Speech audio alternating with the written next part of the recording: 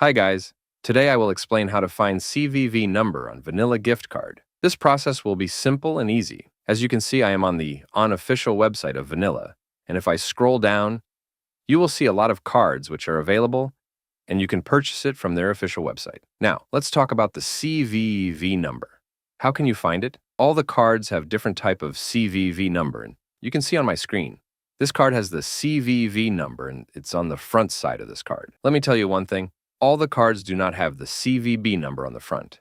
You can take a look on the second card. It does not have the CVV number on the front side. If you have this type of card, then there may be some kind of possibilities. The first possibility is the last 3 or 4 digits are the CVV number of this cards.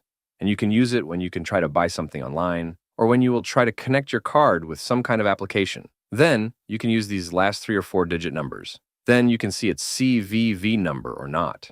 I also have another card and you can take a look. It's the back side of a card. If you have this type of card, then the last 3 digit numbers which are appearing is the CVV number of this card. So which card do you have?